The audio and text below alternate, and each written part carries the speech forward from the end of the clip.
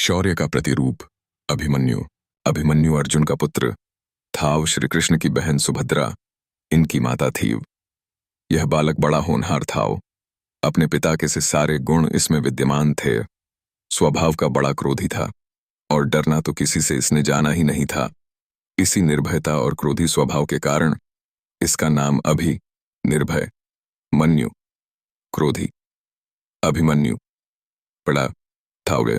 अर्जुन ने धनुर्वेद का सारा ज्ञान इसको दिया था और अन्य अस्त्र शस्त्र चलाना भी इसने सीखा था। पराक्रम में यह किसी वीर से भी कम नहीं था। 16 वर्ष की अवस्था में ही अच्छे अच्छे सेनानियों को चुनौती देने की शक्ति और सामर्थ्य इसमें थी।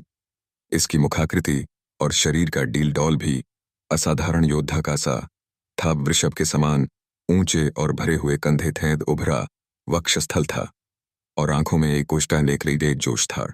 महाभारत का भीषण संग्राम छिड़ा हुआ था। पितामह धराशायी हो चुके थे।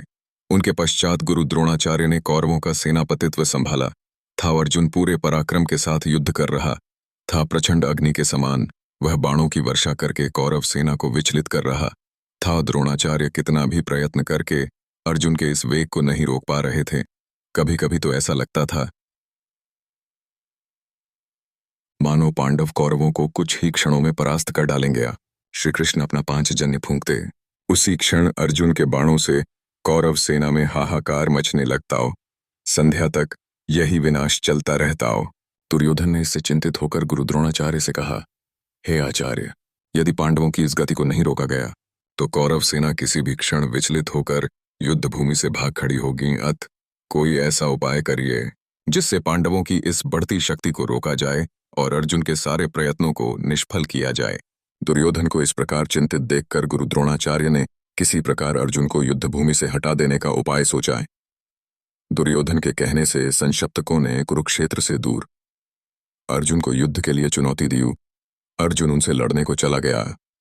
उसके पीछे से द्रोणाचार्य ने चक्रव्यूह की रचना की और युधिष्ठिर के पास संवाद भिजवाया कि या तो पांडव आकर कौरव सेना के इस चक्रव्यूह को तोड़ें, यह पप्याओ अपनी पराजय स्वीकार करें। जब संवाद युधिष्ठिर के पास पहुंचा तो वे बड़ी चिंता में पड़ गए, क्योंकि अर्जुन के सिवा चक्रव्यूह को तोड़ना कोई पांडव नहीं जानता था। अर्जुन बहुत दूर संशप्तकों से युद्ध कर रहा था। चक्रव्यूह तोड़ने में अपने आप को असमर्थ देखकर पांडवों के शिविर में त्राही त्राही मच उठी। युधिष्ठिर, भीम, धृष्टद्युम्न आदि कितने ही पराक्रमी योद्धा थे जो बड़े से बड़े पराक्रमी कौरव सेनानी को चुनौती दे सकते थे, लेकिन चक्रव्यूह तोड़ने का कौशल किसी को भी नहीं आता था। वह ऐसा व्यूह था जिसमें पहले तो घुसना और उसको तोड़ना ही मुश्किल था और फिर सफलतापूर्वक उसमें से बाहर निकलना तो और भी दुष्कर कार्य था। कौरव सेना के सभी प्रमुख महारथी उस चक्रव्यूह के द्वारों की रक्षा कर रहे थे।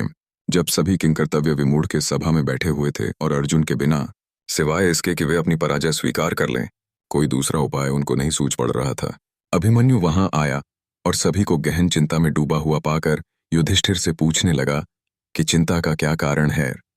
युधिष्ठिर ने सारी बात बता दी। उसे सुनकर वह वीर बालक अपूर्व साहस के साथ बोला, आर्य, आप इसके लिए चिंता न करें। दुष्ट कौरवों का यह षड्यंत्र किसी प्रकार भी सफल नहीं हो सकेगा। यदि अर्जुन नहीं है तो उनका वीर पुत्र अभिमन्यु तो यहाँ है। आप दुर्योधन की चुनौती स्वीकार कर लीजिए।